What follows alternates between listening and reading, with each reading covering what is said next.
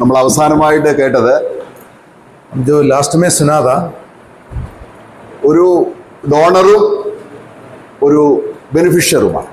ഒരു ദാനം ചെയ്യുന്ന ഒരു വ്യക്തിയും एक അത് दान സ്വീകരിക്കുന്ന ഒരു കൂട്ടം ആൾക്കാർ. एक दान देने वाला व्यक्ति और एक उसको स्वीकार करने वाला एक व्यक्ति. ഇപ്പൊ നമ്മൾ ചിന്തിക്കുക, അല്ലെങ്കിൽ നമ്മുടെ ഇന്ത്യയിലെ ധനവാനായിരിക്കുന്ന ടാറ്റയോ ബെർലയോ മരിക്കുന്നതിന് മുമ്പ് ഒരു ബിൽപത്രം എഴുതി വെക്കുന്നു. एक हमारा सोच विचार करने के लिए एक बात करता हूँ कि हमारे हिंदुस्तान में एक बहुत बड़ा धनवान व्यक्ति टाटा जैसा बिरला जैसे एक आदमी जो है अपना संपत्ति को दूसरे को हैंड ओवर करने के लिए एक पत्री में लिखकर देना चाहता हूँ. എന്റെ സ്വത്ത് मेरा संपत्ति ലോകത്തിലുള്ള എല്ലാ മനുഷ്യർക്കും इस दुनिया का सारे लोगों के लिए ദാനം ചെയ്യുവാൻ उनको सबको ऐसे मुफ्त में बांटने के लिए എന്റെ മരണപത്രിക ഞാൻ കോടതിയെ ഏൽപ്പിക്കുന്നു. मेरा मृत्यु का पत्री मैं जो है अपना न्यायालय में समर्पण करता हूँ.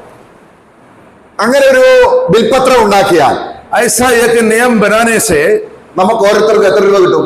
हम सबके लिए कितना कितना पैसा मिलेगा?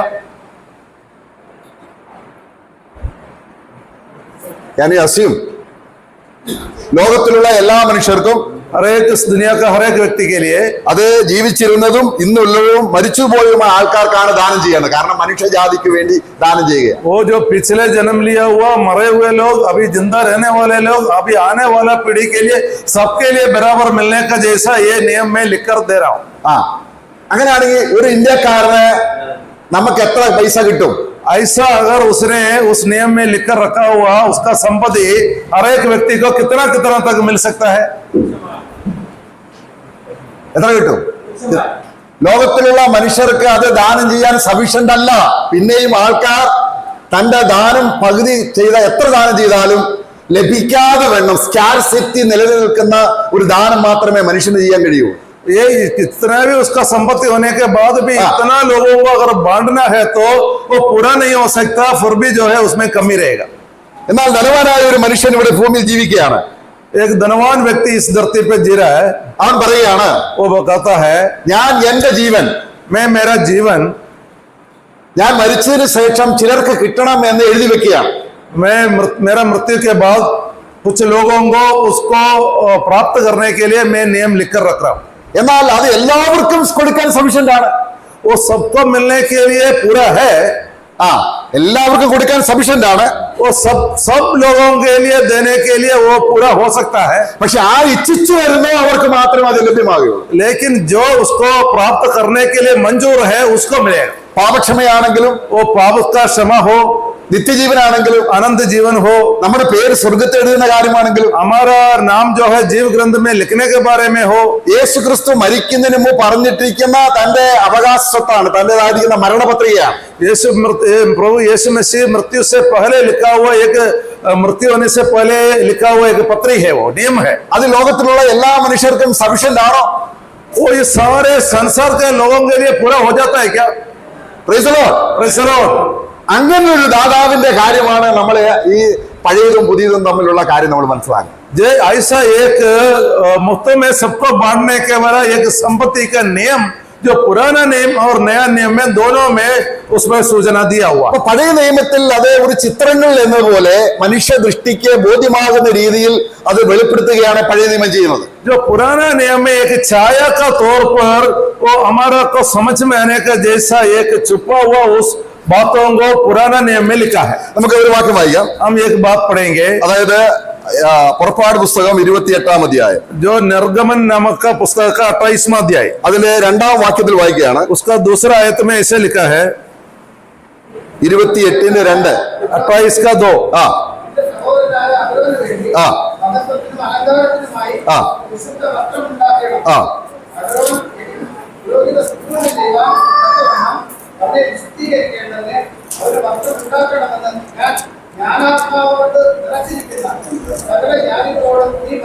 ഇവിടെ നോക്കുക. यहाँ पर देख ले कि ഇവിടെ അഹരോനെ കാണിക്കാം. यहाँ पर एक महायाजक अहरोन के बारे में दर्शा रहा है. നമ്മൾ നേരത്തെ കണ്ടു, പത്രോസിന്റെ ലേഖനത്തിൽ വായിച്ചു, ക്രിസ്തുവിന് വരേണ്ടിയ കഷ്ടങ്ങളും പിന്നെ വരുന്ന മഹത്വവും ഒരു ദൃശ്യരൂപത്തിൽ കാണിക്കുകയാണ്.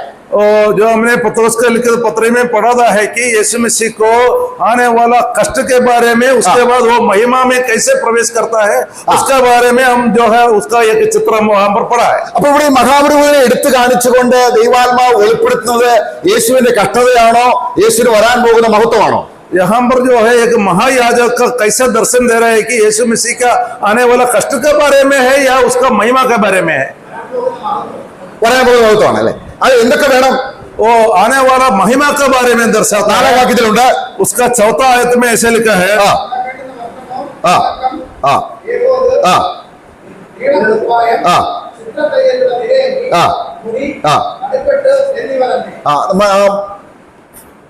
പിന്നെ മഹാപ്രഭുവിന്റെ ചിത്രം ഒന്ന് കാണിച്ചു. वो महायाजक का चित्र थोड़ा सा दिखाए.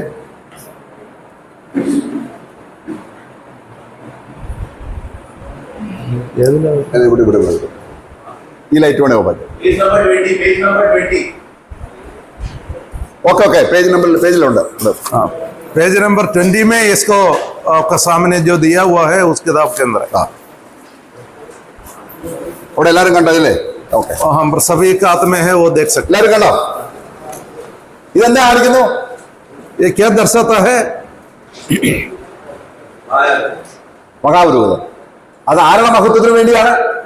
ये അപ്പോൾ किसका महत्व ഇസ്രായേൽ है? ജനങ്ങൾ മഹാപുരോഹിതനെ നോക്കുമ്പോൾ നോക്കെ ഞങ്ങളുടെ മഹാപുരോഹിതൻ എത്ര മഹത്വമുള്ളവനെന്ന് കാണാൻ ഒരു ചിത്രരൂപത്തിലൂടെ കാണിക്കുകയാണ് ഇതെല്ലാം. हमारा महायाजक इतना महिमा में वास करता है बोल के एक चित्र से दर्शाता है. ആണോ? ഇവിടെ നമ്മൾ വളരെ വ്യക്തമായിട്ട് മഹാപുരോഹിതൻ എന്തെല്ലാം ഉണ്ടായിരിക്കണം. यहाँ पर अच्छी तरह जो दिखाता है कि एक महायाजक को वो कैसे इतना कितना महिमा से रहता है. അപ്പൊ അത് കേവലം ഒരു അഹരോനിലോ പഴയ നിയമ പുരോഹിതന്മാരിലോ ഒതുങ്ങി നിൽക്കുന്ന കാര്യമല്ല. അതിന്റെ നിവൃത്തി യേശുക്രിസ്തുവിലാണ്. ये जो है कोई महायाजक ऐसा मतलब महिमा में नहीं था, लेकिन उसका पूर्तिकरण जो है प्रभु यीशु मसीह द्वारा होता है. എന്നാൽ ക്രിസ്തുവിന്റെ കഷ്ടത ഏതിനെ കാണിക്കുന്നു? लेकिन प्रभु यीशु मसीह का क्रूस के अंदर का कष्टता जो तकलीफ जो है उसको दर्शाता है. ഇതാണ് നമ്മളിപ്പം എടുത്ത് 28-ാം അധ്യായം കാണിക്കുന്നത്. यहाँ पर जो है हम 28वां अध्याय में पढ़ा है कि जो निर्गमन नामक का पुस्तक में. എന്നാൽ ക്രിസ്തുവിന് വരേണ്ടിയ കഷ്ടങ്ങൾ, लेकिन प्रभु यीशु मसीह को आने वाला कष्टों के बारे में അത് ദൃശ്യമായ രൂപയിൽ കഷ്ടത കാണിക്കുന്നത് ഏതാണ്? എന്താണ്? और ये इस धरती में उसका कष्ट सहने के बारे में कहां पर दर्शाता है? എവിടെയാ? സമാഗമന കൂടാരം. वो जो समागमन तंबू में അതെന്തിനെ കാണിക്കുന്നു? वो किसको दिखाता है? അത് ഖദിര മരം കൊണ്ടുണ്ടാക്കണം. वो कैसे बनाना है? एक खजूर का पेड़ का उस लकड़ी से बनाना है. ഖദിര മരം വളരുന്നത് മരുഭൂമിയിലാണ്. जो खजूर पेड़ जो है वो मरुस्थल में वो बड़ा होता है. അത് വെട്ടി മുറിക്കണം, उसको काटना है, അത് പലകകളാക്കണം, उसको जो है उसको काट के उसको ये शीट बनाना है, അതുകൊണ്ടൊരു തമ്പു ഉണ്ടാക്കണം, उसका एक तंबू बनाना है. അതെല്ലാം എന്തിനെ കാണിക്കുന്നു? ये सब किसको दर्शाता है? യേശു ക്രിസ്തുവിനെ തന്റെ മനുഷ്യ ജീവിതത്തിൽ ഉണ്ടാകിയ കഷ്ടങ്ങളെയാണ് കാണിക്കുന്നത്. वो प्रभु यीशु मसीह को अपना शरीर में हुआ उस कष्टों को दर्शाता है. അപ്പൊ സമാഗമന കൂടാരം എന്തിനെ കാണിക്കുന്നു? वो समाप्ति का जो तंबू किसको बताता है? ക്രിസ്തുവിന് വരേണ്ട കഷ്ടങ്ങളും यीशु मसीह के आने वाला कष्टों के बारे में. മഹാപുരോഹിതൻ അഹരോനെ എന്തിനെ കാണിക്കുന്നു? जो अहरोन किसको दर्शाता है? അപ്പൊ ഇങ്ങനെ പഴയ നിയമം वो यीशु मसीह का महिमा के बारे में दिखाता है. वो है पुराना नियम. അത് എന്ത് കാണിക്കുന്നോ അതിന്റെ എല്ലാ അനുഗ്രഹവും നമുക്കാണ്. वो पुराना नियम में क्या दिखाता है? वो सभी का पूर्तिकरण हमारे ऊपर आता है, कलीसिया के लोगों को. അത് ലോകത്തിലുള്ള ഏത് ജാതിയിലുള്ളവർക്കും അത് ലഭിക്കും. इस दुनिया का कोई भी जात का हो, उन सबको ये जो प्रभु का कृपा में आया है, सबको इस महिमा का में प्रवेश कर सकता है. അപ്പൊ നമ്മള് റോമലേഖനം എബ്രായ ലേഖനം അതിന്റെ 10-ാം അധ്യായത്തിന്റെ 1-ാം വാക്യം, रोमियों के लिए लिखित पत्री उसका 10वां अध्याय का पहला आयत. ന്യായപ്രമാണം जो न्याय का किताब വരുവാനുള്ള നന്മകളുടെ നിഴലല്ലാതെ വരുവാനുള്ള നന്മകളുടെ അപ്പം ഈ ഹീബ്രു 10:1 എബ്രായ ലേഖനം 10:1. എബ്രായ ലേഖനം 10:1. इब्रानियों का लिखित पत्री 10वां अध्याय का पहला आयत. എന്താണ് വായിക്കുന്നത്?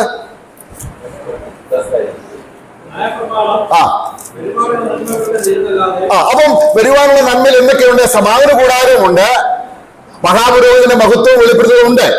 जो वहां पर किसको दर्शाता है? महायाजक के बारे में भी दर्शाता है, वो समागम तंबू के बारे में भी दर्शाता है। അപ്പോ ആടിനെ അറുക്കണം, वो वहां पर भेड़ को काटना है, യാഗം അർപ്പിക്കണം, उसको जो है बलि चढ़ाना है। ഇങ്ങനെ സമാഗമന കൂടാരത്തോട് ബന്ധപ്പെട്ടതെല്ലാം നമുക്ക് എങ്ങനെ ബെനിഫിറ്റ് ആയി?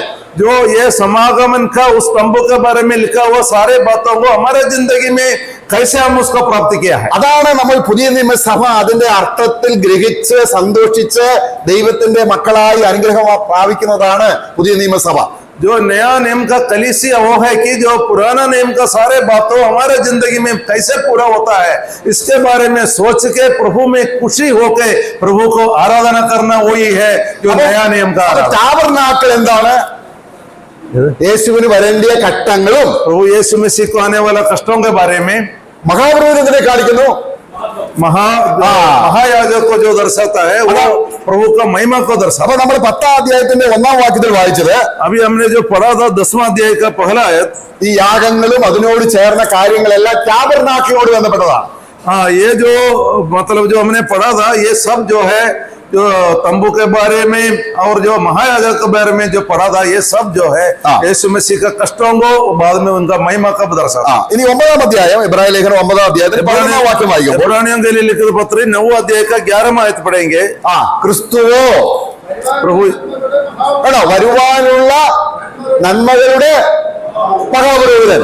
जो प्रभु यीशु मसीह के बारे में वहां पर लिखा है कि जो आने वाला अच्छाइयों का एक महायाजक के तौर पर അപ്പൊ बताया। ഇപ്പൊ നമുക്ക് लेकिन अभी हमारे लिए പുതിയ നിയമസഭയ്ക്ക് जो नया नियम का कलीसिया के लिए പഴയ നിയമത്തിലെ ടാബർനാക്കിളിന്റെ അനുഗ്രഹവുമുണ്ട്, जो पुराना नियम का जो तंबू का जो समागम तंबू का भी आशीष हमारे अंदर है, മഹാപുരോഹിതൻ എന്ന രീതിയിലുള്ള നന്മകളുമുണ്ട്. जो महायाजक के तौर पर जो दर्शाया उसका भी एक जो आशीष हमारे ऊपर है। 10ാം അധ്യായത്തിന് 1ാം വാക്യത്തിൽ കണ്ടില്ലേ, വരുവാനുള്ള നന്മകളുടെ നിഴലായ ന്യായപ്രമാണം.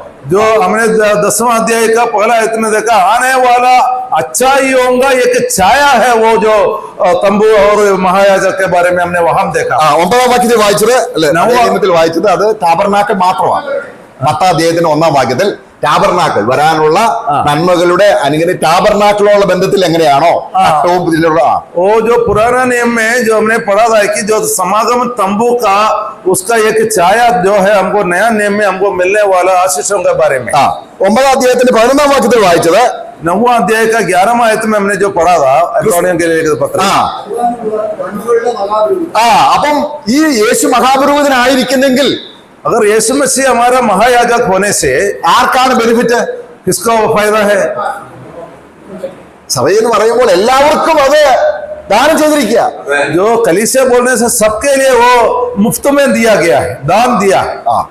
കാരണം അത് വളരെ ദുർലഭമായതുകൊണ്ട് പൈസ കുറച്ച് ഉണ്ടെങ്കിൽ കുറച്ചു പേർക്കല്ലേ കൊടുക്കാൻ കഴിയുള്ളൂ. ആയതുകൊണ്ട് ഈ ധനം കുറച്ചേ ഉള്ളൂ എന്ന അർത്ഥത്തിലല്ല, കാരണം പലർക്കും ഇത് വേണ്ട എന്നുള്ളത് കൊണ്ടാണ് ഈ സമൃദ്ധിയിലേക്ക് വരാൻ സാധിക്കാത്തത്. ये अनंत काल का ये महिमा के लिए सबको बराबर सभी के जितने भी लोग प्रभु यीशु मसीह का इस कृपा में आ सकता है सबको देने के लिए है। लेकिन जो बोलता है कि मुझे नहीं चाहिए बोलने से फिर क्या करेंगे?